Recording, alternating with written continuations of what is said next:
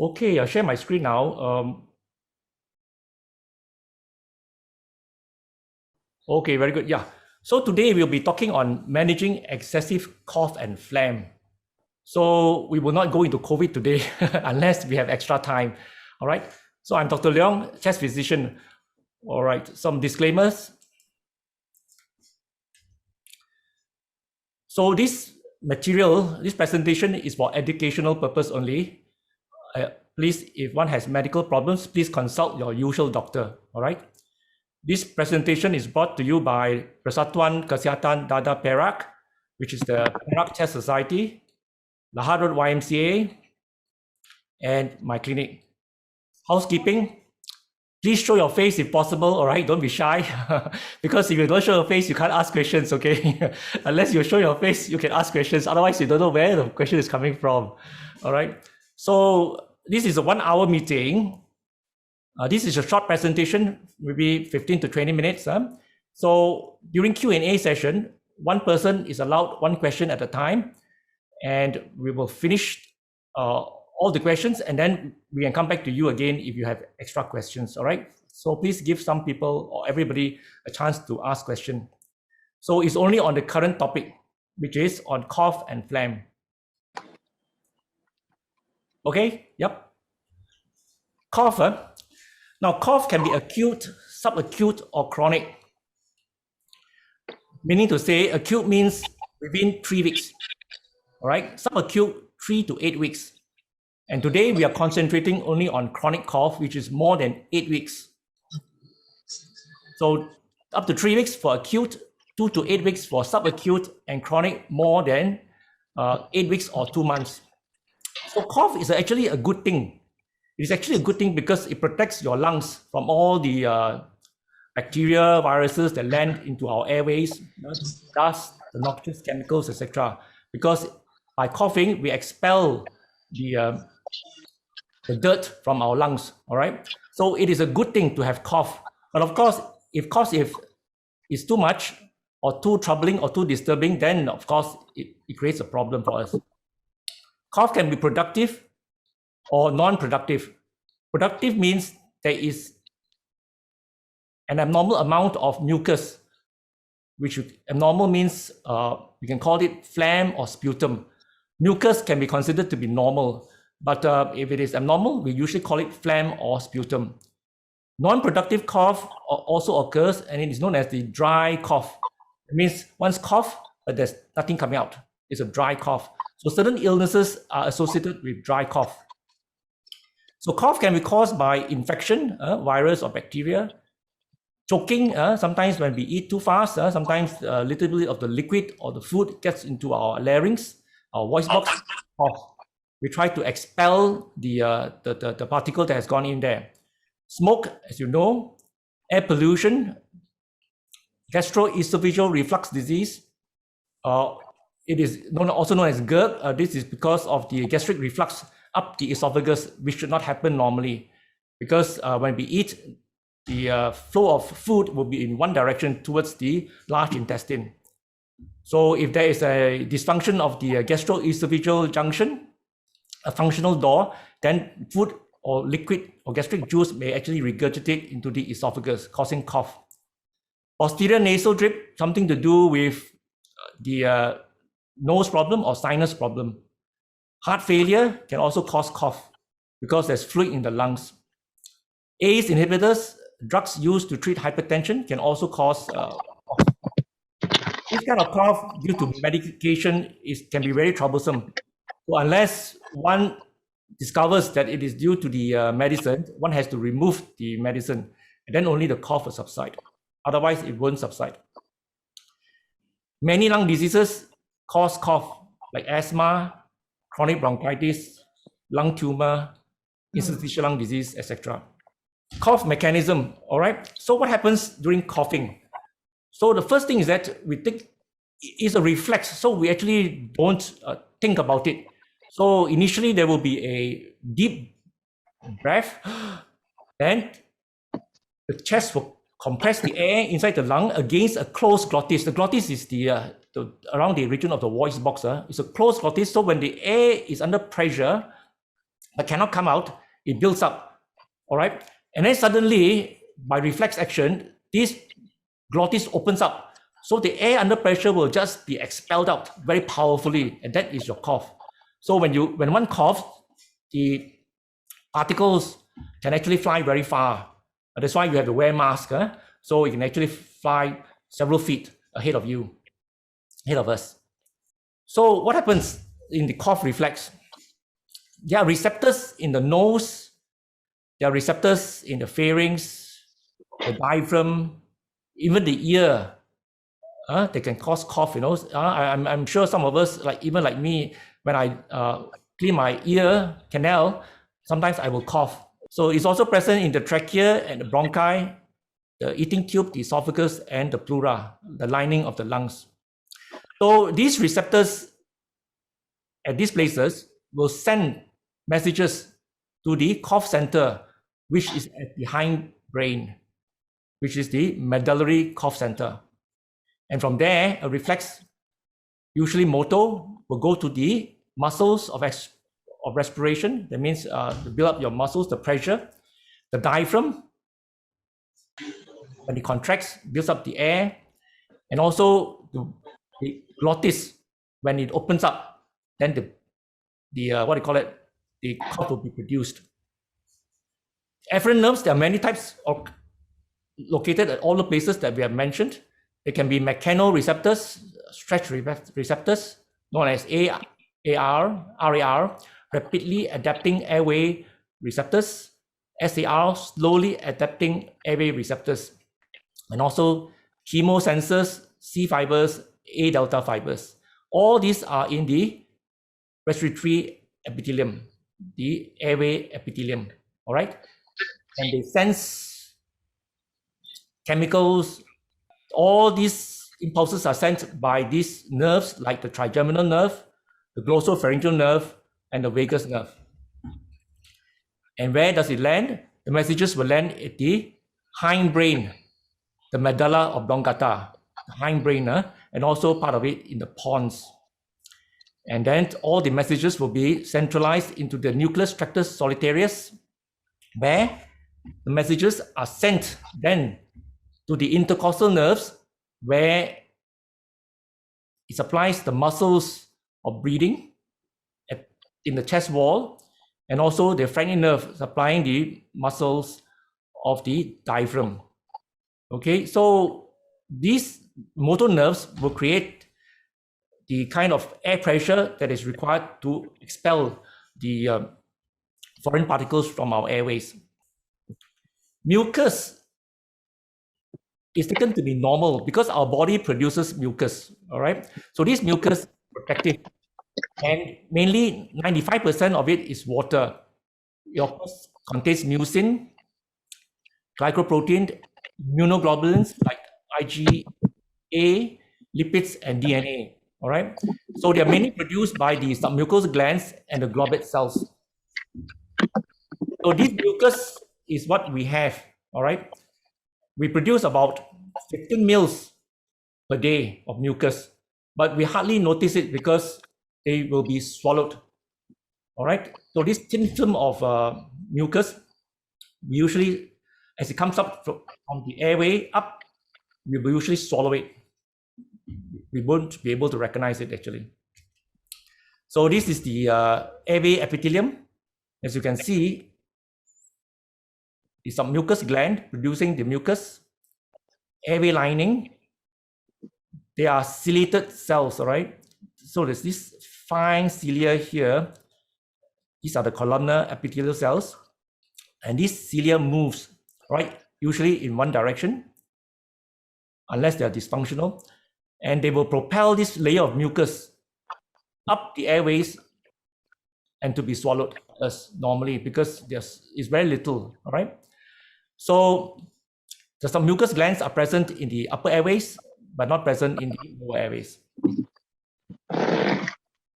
So this is a blown up picture, an electron microscope photograph of columnar epithelial cell. This is the airway lining, all right? And this is the cilia. So this cilia will beat obliquely in one direction to propel the mucus up the airways to be swallowed. All right. And the cilia beats 15 cycles every second, propels the mucus 10 millimeter every minute. So it's a very slow process, but it does happen. Now, when we talk of phlegm, usually we mean it is abnormal. It can be colored. So when we talk, when we come to see a doctor, the doctor will usually ask the characteristics of the phlegm, the color. Only the mucus, if it is clear, it is good. When it is yellow or green, it usually means infection. All right, it could be brown or gray, even black. Sometimes black particles, especially for those who smokers, the dirt from the cigarette smoke. And when it's red, it means blood. All right. So we also want to know the amount of mucus or phlegm, whether it's excessive, more than usual, or people with bronchiectasis or chronic bronchitis, when it's more than the usual they produce, that will be abnormal. Because patients with lung diseases like bronchiectasis or chronic bronchitis, every day they will have more phlegm than normal. They will spit it out. So when there is an infection, there will be more than usual mucus that they are producing. So this more than usual, they will usually tell the doctor. And that's when we take note of it. Either we need to prescribe antibiotics or we need to do some chest physiotherapy, right? We also wish to note the viscosity of the sputum or phlegm, whether it's sticky, easy to come out or not, because then will give us therapeutic options, whether to make the phlegm or sputum thinner so that it can easily come out. So, or whether it's fluid, all right, more liquid. And the time of the day, is it at night, whole day, or whatever? It will give us an indication. Like asthmatic cough, the phlegm usually come at night, all right? Lying down position. Some patients will tell us that, you know, in a particular lie down position, there will be more phlegm coming out. And that is very important because we know then that position will be actually very good for the person to drain out the excessive mucus or phlegm. All right.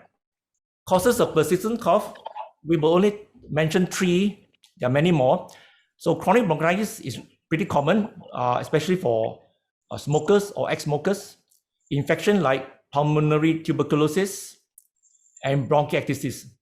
Today, we will talk more on bronchiectasis because this disease, not uncommon, has all the characteristics of a persistent cough with excessive mucus. So we will concentrate on bronchiectasis because there are a lot of things that we can do for them. Okay, bronchiectasis. This is not bronchitis. Look the word bronchiectasis. All right. Now, what is bronchiectasis? They have dilated airway lumen. They have thickened airway wall. There is abnormal mucus clearance, increased mucus production, and subsequently recurrent bacterial infection. So this is a cartoon showing the normal airway, rather smooth, regular in shape, and there are a lot of cilia, small town cilia, which helps propel the mucus up the airways. All right. Whereas in bronchiectasis, the walls are irregular, they are dilated, the wall may be thickened, and there is abnormal production of mucus. That means there are a lot of mucus in the airway, and they are collected there because of the absence of cilia. So without the cilia, the mucus cannot be propelled upwards. So they are retained in this airway. So we need to have physical methods to bring this excessive mucus deposition out of the airway. So this is a lung specimen of a person. And then you can see that they dilated airway and thickened airway as well. Thickened. thickened airway, you can see that, right? And then sometimes if one doesn't take care, the whole thing can be destroyed and become cystic.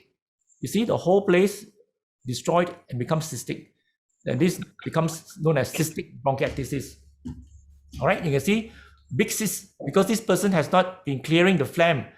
So you must remember, you can see these large to medium-sized airways, but there's many smaller airways, So if one says that you can produce maybe 5 mils or 10 mils of phlegm, how many small airways are being blocked by them? So when they are blocked, they become inflamed, then disease sets in. And then after many years, it becomes cystic like this. All right, this is how it becomes cystic like in this picture. All right, and worse will be accumulation of mucus. Here is a chest X-ray. It's a bronchogram where we put dye in the person's airway, and you can see this fluid collection, the air fluid level, like in a glass of water, you can see the air fluid level, right? So you can see air fluid levels in all these cystic places. All right, this is not good. All right. Management. So we need to do airway clearance techniques. Okay. Airway clearance techniques to bring out the phlegm. Proper hydration is required, proper nutrition, physical exercise for general well-being, antibiotics when necessary, cough medicine, vaccination, followed by doctor regularly to see progression of disease, and surgery for selected cases. Airway clearance techniques. Now, this is very important for people with bronchiectasis. We always tell them they need to do it regularly, daily, maybe twice a day for life. It's a for life practice, So chest physical therapy comprises of active cycle of breathing technique, ACBT, autogenic drainage, postural drainage. All right.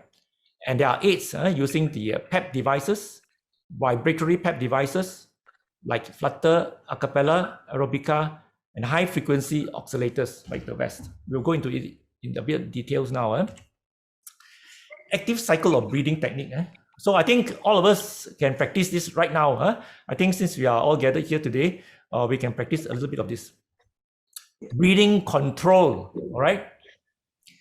3 parts in active cycle of breathing technique. First part is breathing control.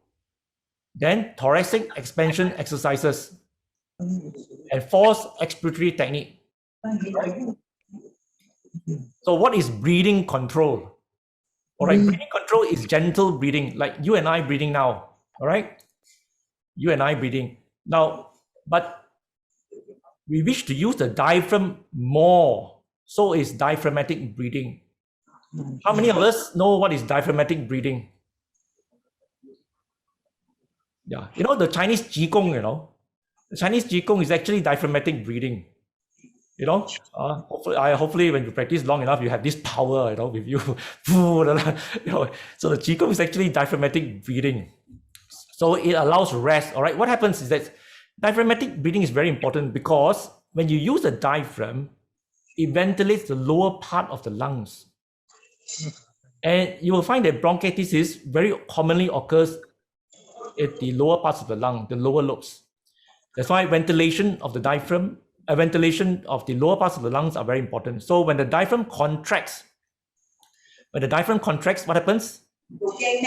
Your belly should come out. All right, so you try breathing in now. All right, you try breathing in now. Put your hand over your belly. Put your hand over your belly. You take a deep breath. Your belly should move outwards. Can you feel that? Can you feel that? Okay, maybe I just show you how it's done. Okay, so I got this camera with me. So if you were to put your hand over your belly, all right? Can we all try? Put your hand over your belly. So when you breathe, you should breathe. When you breathe in, it should come out. All right? Maybe I'll just show you. See that? I breathe in, I take a deep breath. What happens is that the diaphragm here contracts. When it contracts, it is flattened. All right. When it's flattened, what happens is that it will push your abdominal content outwards. Follow? You know what I mean? So you take a deep breath. You take a deep breath.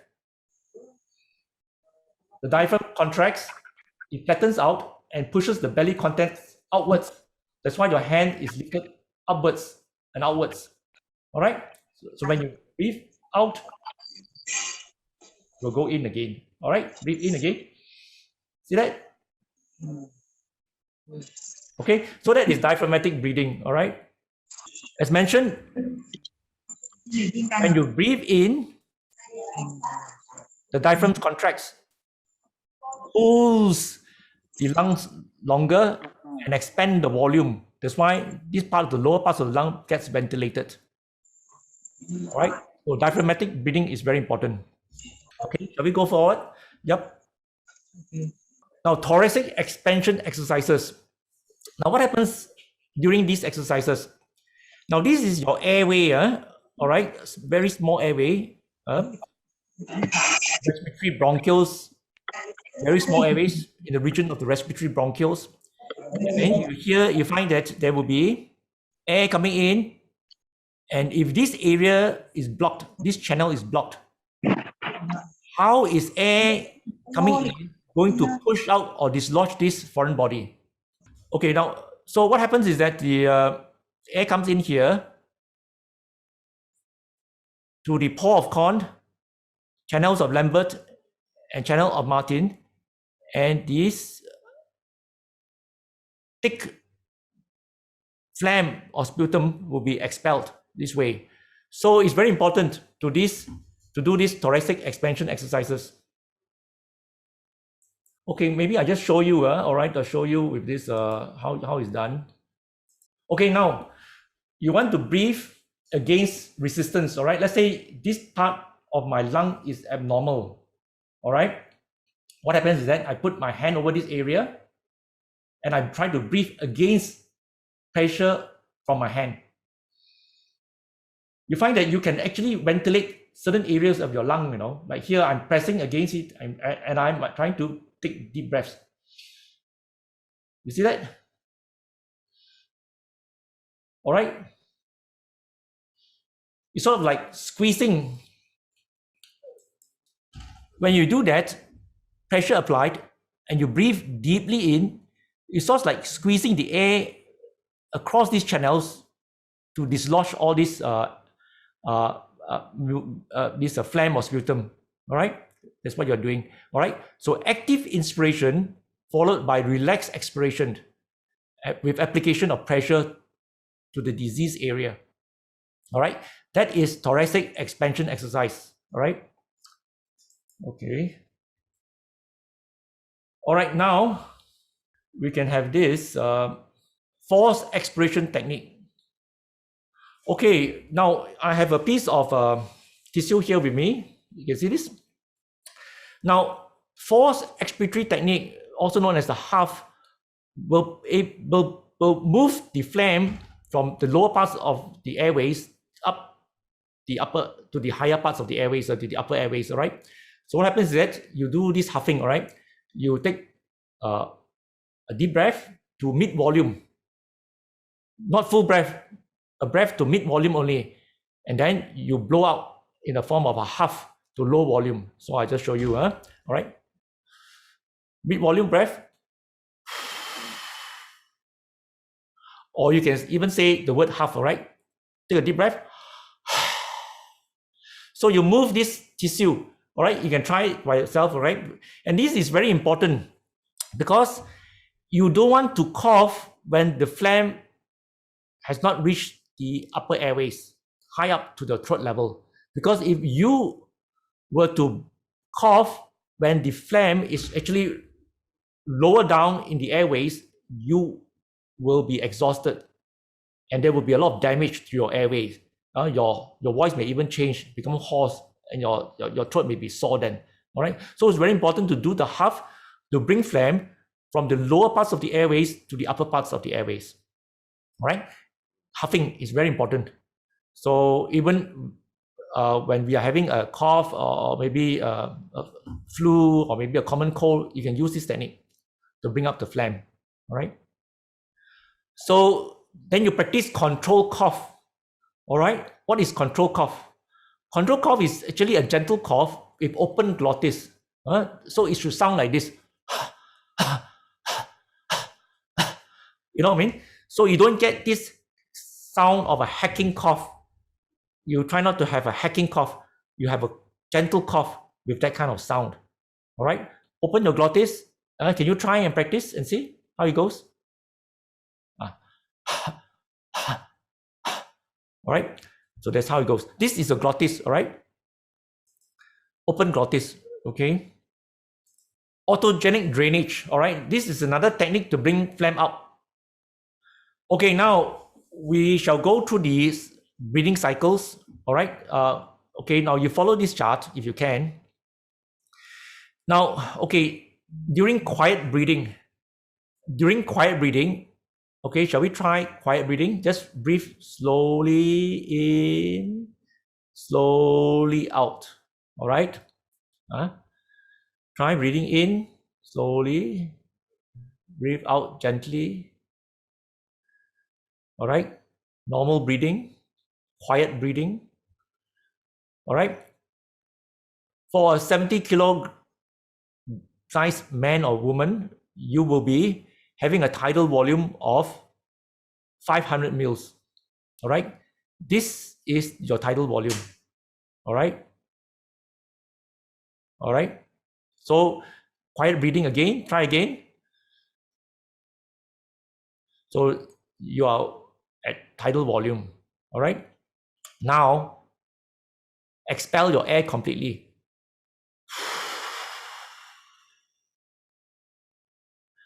You reach residual volume. There's still air in your lungs, all right? So when you're breathing quietly and then you expel all the air,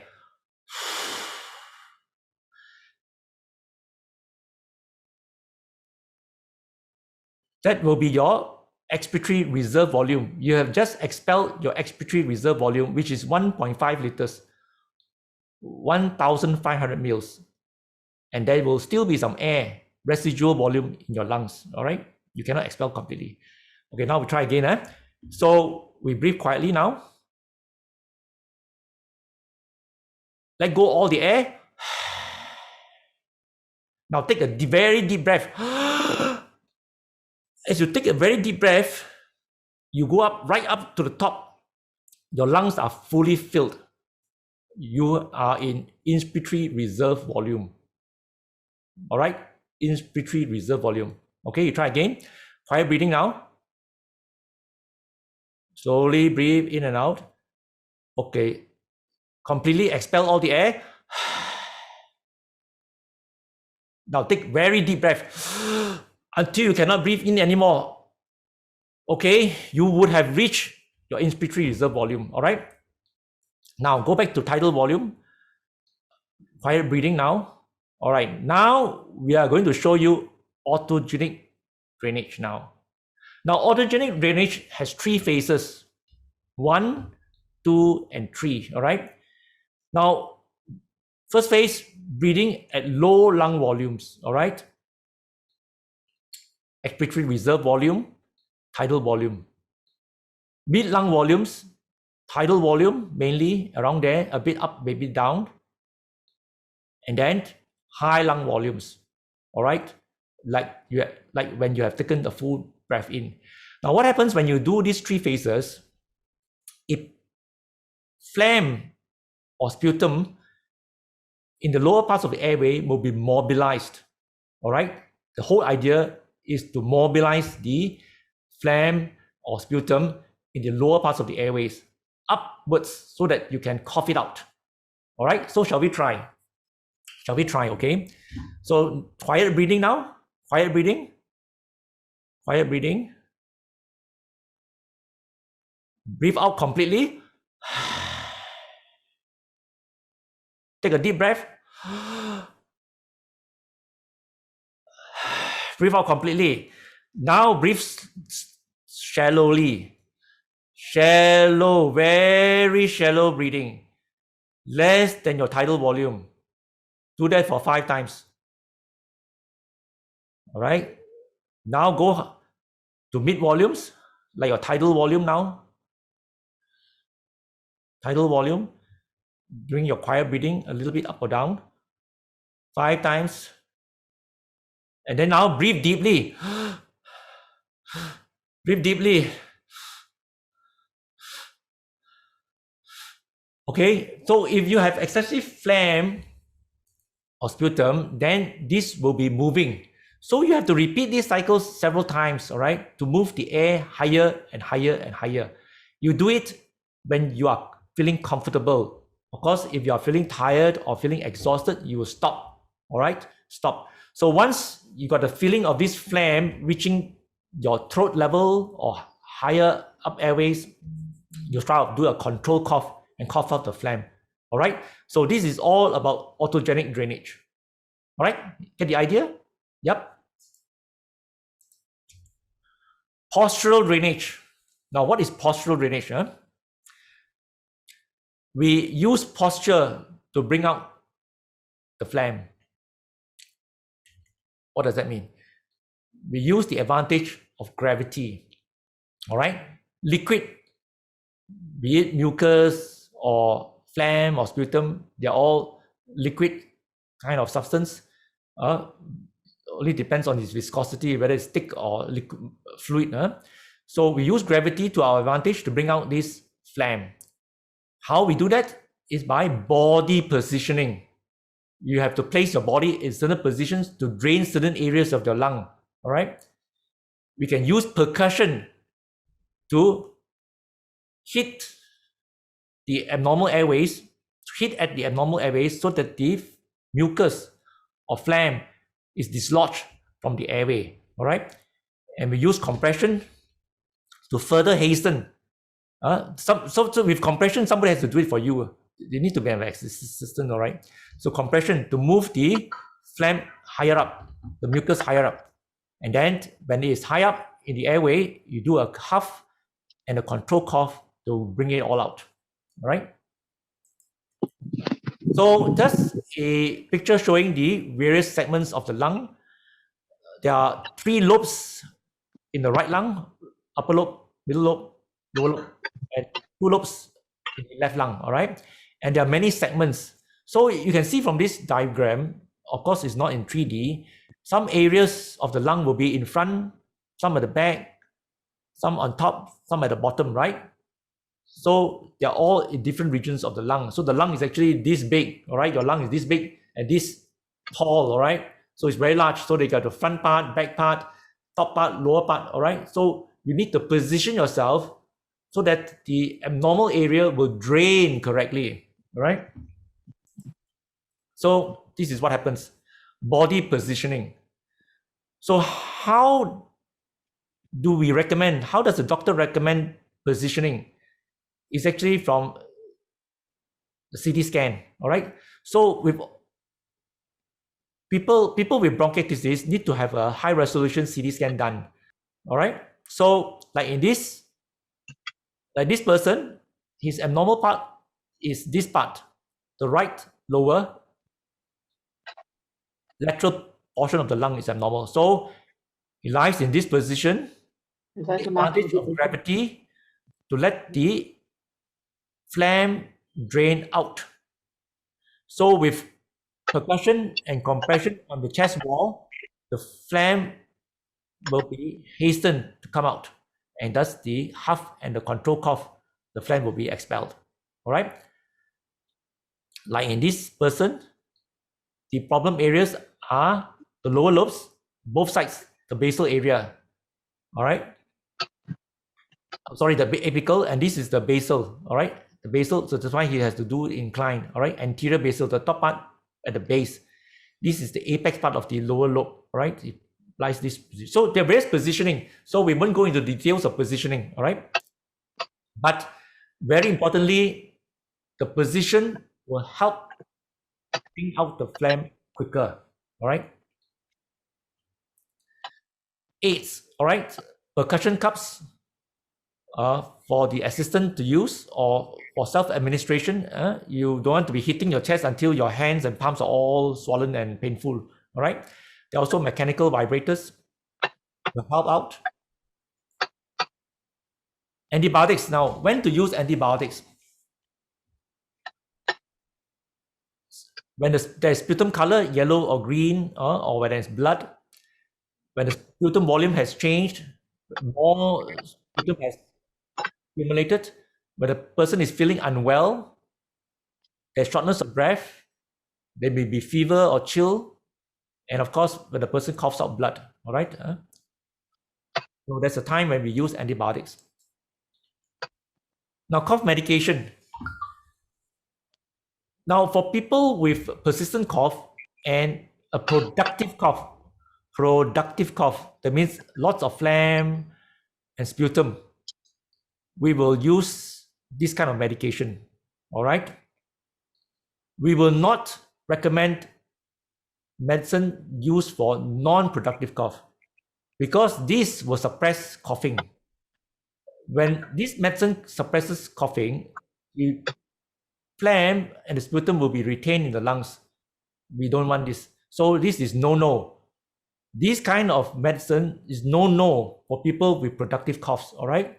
Like opiates, codeine, pocodeine, dextromethorphan, antihistamine. Try not to prescribe, all right? What we need to prescribe are medicine which bring out the phlegm, all right? So remember, cough mixtures are not for everybody. So you must know whether you have a productive cough or a dry cough, all right? So we have things to soothe the throat because of the irritation, cough until the throat is sore. We can have some demulcents, lozenges, cough drops. It will be honey, licorice, or glycerin. Then, very importantly, expectorants, things that help to bring out the phlegm, all right? There are two types, bronchial secretion enhancers and mucolytics. Bronchial secretion enhancer, also known as the mucokinetics, all right? Very important, very commonly used is guaifenesin. Now, what happens when we use this medicine? It actually makes the mucus more fluid and the cilia being able to beat more rhythmically and more normally. You know what I mean? So it is to make the cilia beat normally and also to make mucus layer thin and more in volume. That means this medicine makes more liquid mucus, all right? The volume, all right? And the cilia movement. Whereas the mucolytics, like bromhexin and Broxol and acetylcysteine, what happens is that these make the phlegm or the sputum thin, all right? Make it thin so that it can easily come out. Okay, so that's it. Yeah. Now, physical exercise is very important. Improves general well-being. The muscles of respiration, diaphragmatic movement, all those are very important, all right? Hydration, very important. As you know, the mucus is 95% water. So the person must be well hydrated so that the phlegm and the sputum is less viscid and more fluid. All right, well-balanced meals, eat well. Vaccination, very important. All these will be necessary. Pneumococcus once in your lifetime, influenza every year, the flu vaccine every year, and COVID, at least get it, you know, how often we really don't know yet. Maybe yearly or really don't know what's the regimen like.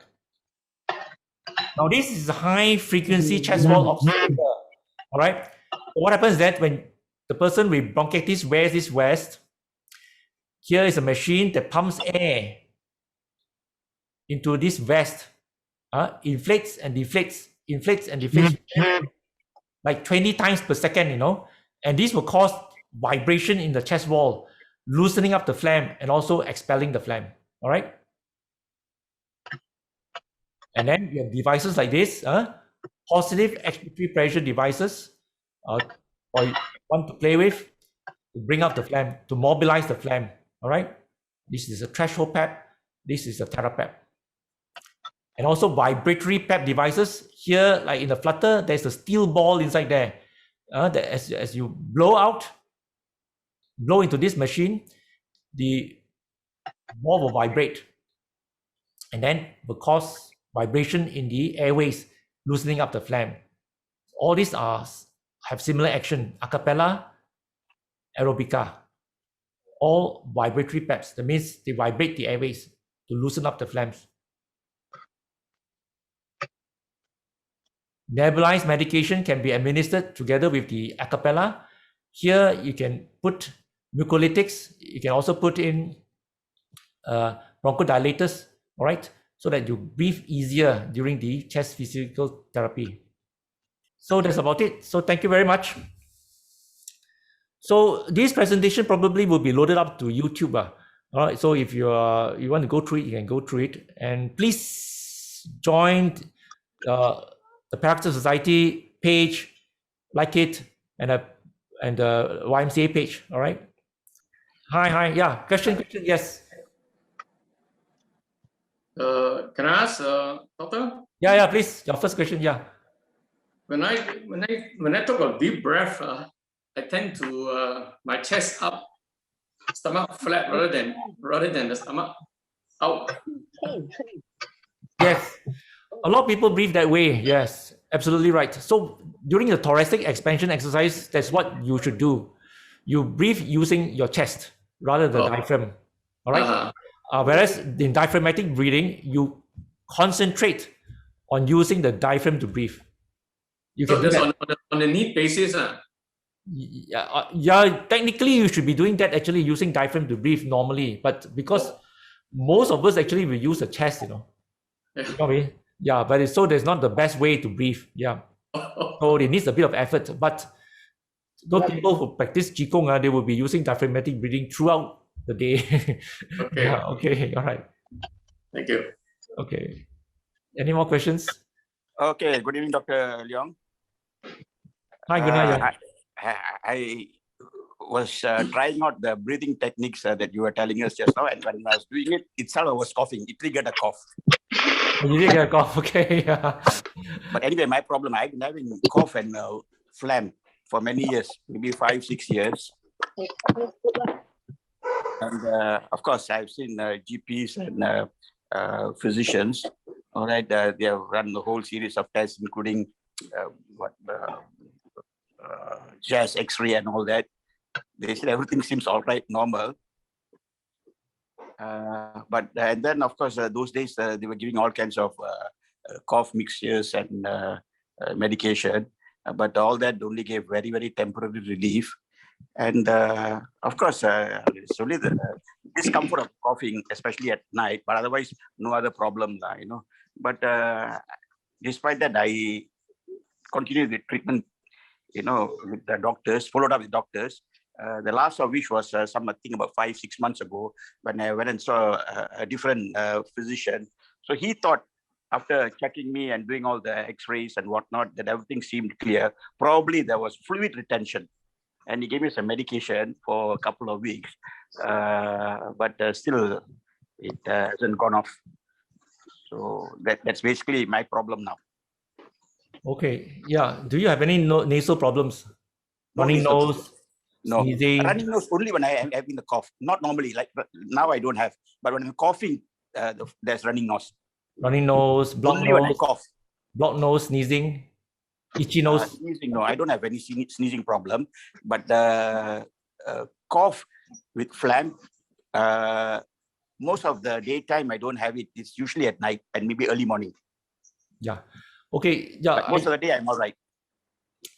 Yeah. Sounds like, is your voice normal or are you having a nasal tone? Not that I know of. Yeah. To me, my voice sounds the same. Yeah, it's a bit, sounds to me a bit nasal actually. But so you mentioned that the cough is related, you know, when you have this nose so-called congestion, I suppose you have this cough, right? Nighttime cough, basically, it's nighttime, right. Bedtime. So, yeah, I think you should look at your nose actually, because there's this thing known as a posterior nasal drip. So when you lie down, the drip will be coming down. So it's actually usually due to allergic rhinitis or rhinosinusitis, the nose problem. Nose problem, because I also saw the illustrations you gave, the postures and all that. All right, like there was one sitting on the bed. Right. I sometimes do that because I do some work with my iPad before going to bed and all that. So I may be at in that posture for about an hour or so, no problem at all. But the moment I lie down, the cough comes. Yeah. Try either the nose or gastroesophageal reflux. Either, but it looks like it's the nose because you have a little bit of nasal tone, I see. Nasal tone, Yeah. You just check it out and see. Maybe if you can treat your nose, then the cough will disappear. Yeah. So whom do I see for this? ENT. ENT. Yes. ENT. Okay. Yes. Yeah. Anyway, thank you very much. Welcome. Keong, I have a question pertaining to my chronic cough. I used to have wheezing on and off, and I've been prescribed with this what they call the inhaler called, I think the brand name is Foster. Is it okay to have this every day regularly to inhale this what they call it's like okay, let me this is the Foster. I don't know whether Foster, yes. This is the one that I've been given, and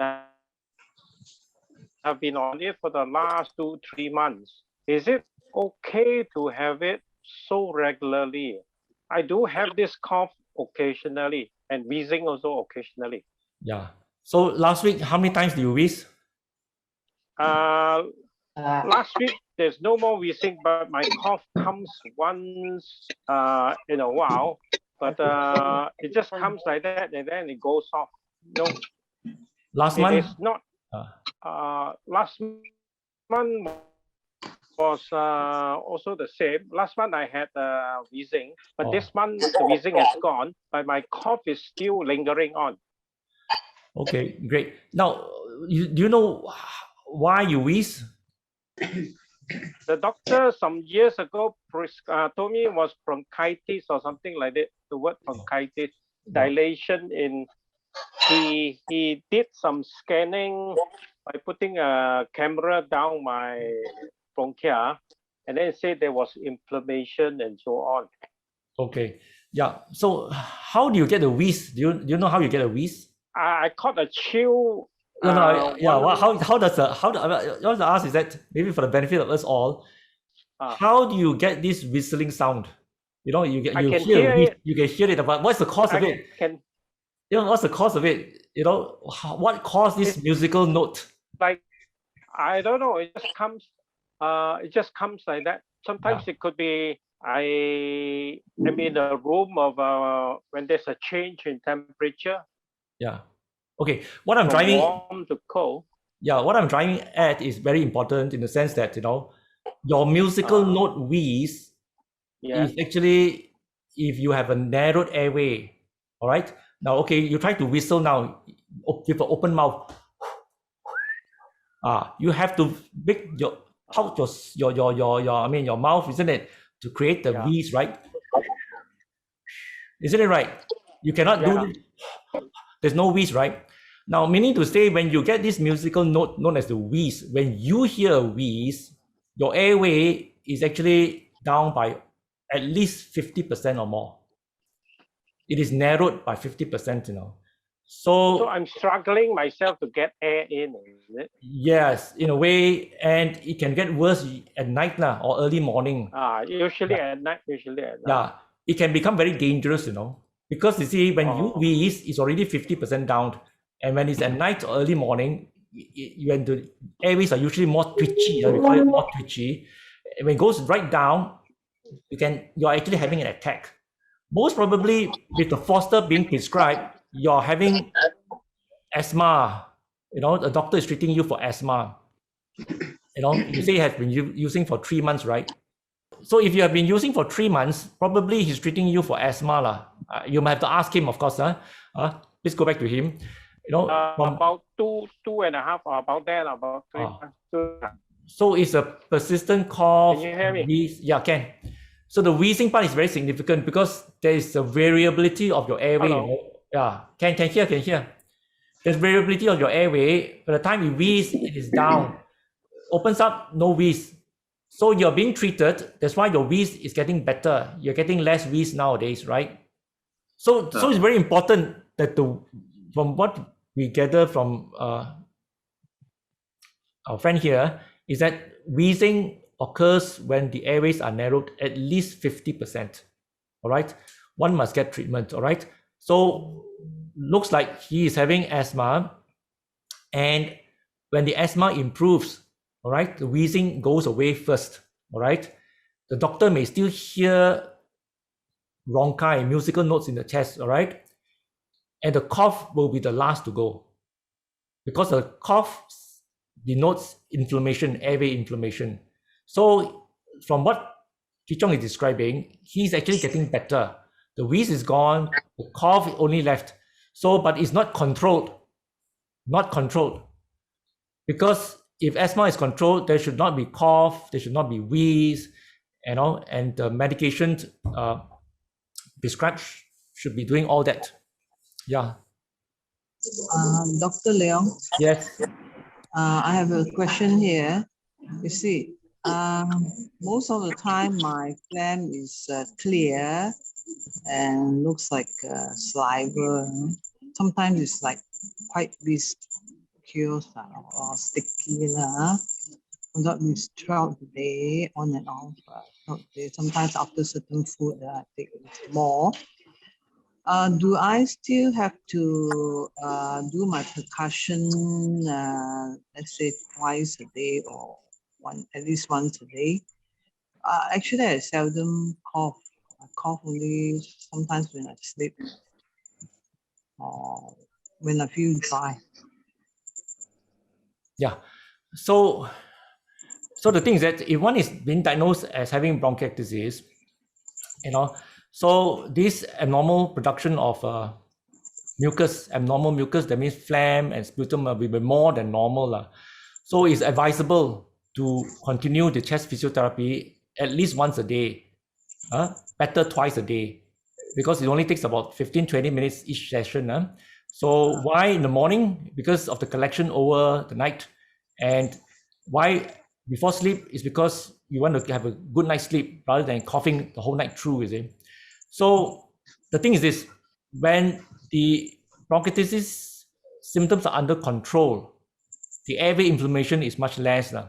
So, but there is still abnormal production of phlegm, So please don't wait until, you have cough, that the phlegm comes out so easily, cough, the thing comes out so nice, but it's already very late because there's a lot of accumulation in the airways and in the lungs, you see. So what happens, as we have mentioned, because the airways, the terminal airways, the respiratory bronchioles, the airways are very, very, very small. So even your speck of sputum can actually block it. So when it's blocked, the disease will go through the same inflammation, all the things, and then the disease will progress. So once diagnosed to have bronchitis, one has to be diligent for life. Otherwise, one will be coming back with recurrent infection and maybe sometimes even coughing out blood.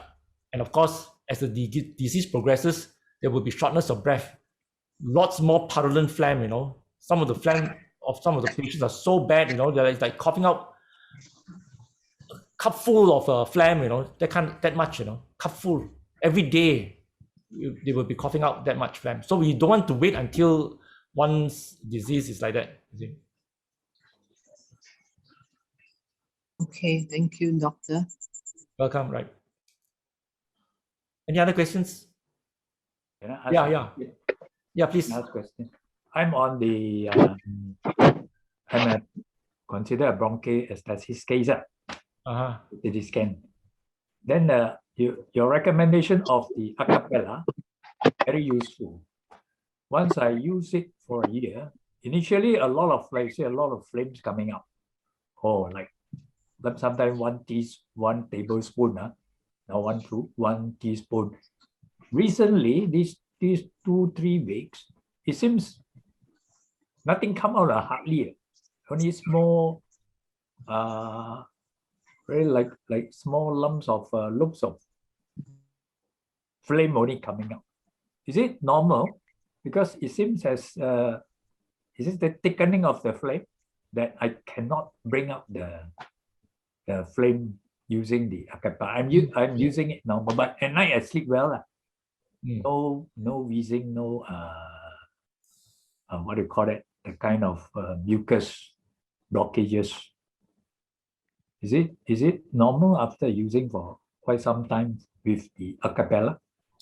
Yeah, I think you're doing well. So when you use those gadgets, as you improve, the phlegm will still be produced. The collection has come out. Okay. Whatever has collected over time has come out, you see. So every day you do it diligently, whatever being produced every day, although in excess, you're making it come out. All right. So if it is working, you should be getting less cough. Oh, yeah. But if you're not working, if it's not working, then you'll be getting cough. But if you're getting cough and it cannot come out, you feel that there's some sounds inside there and it cannot come out, that means the phlegm is very thick. So you need to have medicine to thin it so that it will come out. So the cough and the sensation, sometimes you get this gurgling or this, crepitation kind of sound, that will be indication that they are there. But since you say, hardly any cough, hardly any phlegm coming out, you're still doing it, that will be good. Now, the other thing to remember is this. Now, we mentioned just now, the cilia moves very rhythmically, slowly the phlegm will come out, right? Over time, right? So commonly, we also mentioned that the airway problem is actually the lower parts of the lungs, right? Yeah, I think the lower lobe. Yeah. That's right. Yeah. Now, you take your car, Mercedes or four-wheeler or Porsche. How long does it take to travel from Ipoh to Singapore? Ipoh to Singapore. I never tried that. So it takes a long time, isn't it? You travel even with your Porsche at 150 kilometers against all the traffic rules. It takes you some time, So what happens is that because the airway damage, usually lower parts of the lung, for it to travel such a small speck with the cilia, this kind of movement, it will be like traveling from here to Singapore. So what happens is that as you do your chest physio, you will not, if you're doing your chest physio diligently, as you say, you're improving, and you feel that there's no phlegm coming out, but maybe after you have done it in the morning, let's say 8 a.m., 11, 12, noon, you got it, you swallow it, that's the phlegm. That is the result of your diligent work. I'm quite lazy. I did it once only. Once only, okay. 5 o'clock. So have a good night sleep. Yeah. Early morning, sometimes some phlegm come out, Yes. I'm brushing my teeth, the phlegm cough out. Quite a lot. I cough out quite a big patch. Yes. But I feel okay. There's no coughing all the day. No some sort of irritation of my lung, of my throat.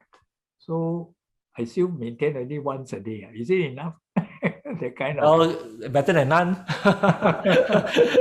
Twice will be best, better than none. But yeah, it depends. Of course, if the one is having infection, you can do 3, 4, 5 times a day, as there's more phlegm, you must do more. But once a day is a must, minimum, yes. Okay, thank you. Welcome, yeah. Any other question? Yeah. Yeah. Hi, Dr. Leong. I noticed certain food will cause more phlegm. Yes. Milk and sweet stuff tends to cause more phlegm. That's normal. Absolutely. Depends on the person actually. Things like milk, very sweet drinks, will cause local irritation because of the concentration of the liquid or food that you ingested. Is a local taste. So that very good example would be like when you go to an ice cream parlor, go for ice cream, right? You don't have to ask for your ice juice, right? You don't have to ask for your sky juice, right? You don't have to pay for your sky juice. They will serve you sky juice, right? Yeah. Yeah. Why? Because they know you're going to have this abnormal sensation after your ice cream, because it's just because of the heavy sugar. It will cause this kind of irritation, you know, and you get cough, dry throat, whatever. So they always give you Sky juice free of charge. Otherwise, you won't go back there anymore. How about fruits, doctor? How about fruit? Fruit same. Things like Fruits banana is would be worse. Yes, banana. Yes, banana. Yes. Sometimes the kiwi fruit. Yes, the kiwi fruit also. Yep. But it's a good fruit, you know, all this. Oh yeah, Banana, high you can. potassium. Yeah, you can eat and then but drink some water lah. Or drink water. Okay. Drink some water. Yes. Yeah.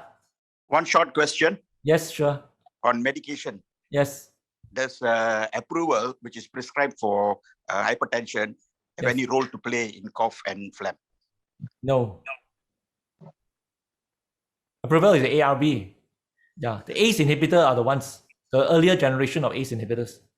The reason why I ask this is because I've been on this for a number of years. Yes, yes. It's okay. Thank you. Thank you. Nodules, doctor, I was discovered with nodules in the lung, CT scan in hospital. Mm-hmm. Then now, previously, so you got 201 after pneumonia attack somewhere in 2019. Recently discovered another new one. But there's no growth in the size. So the doctor cannot conclude what sort of things are there. Is it cancerous or just fibrosis? So they want me to continue another 4 months later, another scan. I say, shall we go for Xray only? Scan is quite an ordeal to me. Yeah. But, okay. but the advice is, scan is more accurate, isn't it? Yes, yes. CT scan is more accurate. Yes, yes. You want to see the progression in size of the. There's a size, Yeah. Because the size is too small, is it 2 to 3 mm only? Probably if it doesn't grow, yeah. Over time, if there's no change. There's a new one coming up. Oh, is it? Yeah. Yeah. Never mind, when your time, I will show you. Consult you. Okay. Okay. Yes. Doctor, no Yeah. questions. Just to thank you very much for this session. We are so grateful that you've taken time to educate us for that. Hope there'll be more sessions in the future. Thank you so much. Sure. Thanks thanks for the a lot. compliment. Thank you very much. Thank you. Yes. Okay. Hope you all enjoy it. Thank you. Yeah. Thank you so much. Good night. Stay safe. Very important. Wear your mask. Okay. Thank you, Dr. Leong, for the sharing. Welcome. All right. Okay. Stay safe. Stay safe. Yeah. Wear your mask. Yes. Okay, good night. Good night, everybody. Good night. Bye bye. Thanks for your sharing. Okay. Bye bye.